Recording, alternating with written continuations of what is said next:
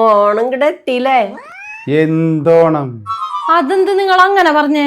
ആ ഓണം നമ്മുടെ ദേശീയ ഉത്സവല്ലേ? എന്തുത്സവം? ഇപ്പൊ പണ്ടത്തെ പോലെ മാവേലി വരാറൊന്നില്ലേ? മാവേലി വരാറില്ലെന്നാ? അതെങ്ങനെ നിങ്ങൾക്കറിയാ?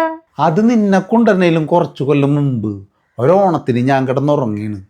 അപ്പൊ മാവേലി സ്വപ്നത്തിൽ വന്നിട്ട് എന്നോട് പറഞ്ഞതാണ്. എന്തെന്ന്? നീ ആരോടും പറയാൻ നിക്കണ്ട, എല്ലാ കൊല്ലവും നീ എന്നെ കാത്തിക്കണോണ്ട് പറയാണ് ഇനി മുതൽ ഓണത്തിന് മാവേലി വരൂലെന്ന്. അതെ, അപ്പൊ എന്താണ് പ്രശ്നം? അതാ, ഓണത്തിന് ഒരാഴ്ച മുന്നേ നാട്ടിൽ വയറുള്ള ചേട്ടന്മാരൊക്കെ മാവേലിയാവുന്നു. അത് ശരിയാണ്. ആ, അപ്പൊ ശരിക്കും മാവേലി വരുമ്പോ ആരും മൈൻഡ് ചെയ്യില്ല.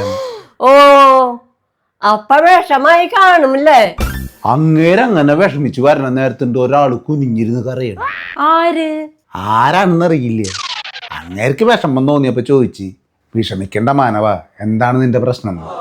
പാവയാളില്ലേ? അത് കേട്ട് അവൻ ചാടിയിട്ട് മാവേലിനെ 4 ചീത്ത പറഞ്ഞിട്ട് പറയാ, നീ പോയി വല്ല മാളിന്റെ മുന്നിൽ നിക്കടാന്ന്. അവന്റെ മാനവന്ന്. അതിനെന്താ അയാള് മാവേലിനെ ചീത്ത പറഞ്ഞത്? അയാള് നല്ല ഫിറ്റായിരുന്നു. ഇതൊക്കെ നിന്നോട് മാവേലി സ്വപ്നത്തിൽ വന്ന് പറഞ്ഞതാണല്ലേ? ആ ഒന്ന് പാവ പ്രവിച്ചേട്ടാ, തള്ളി മറിക്കാണ്ട്.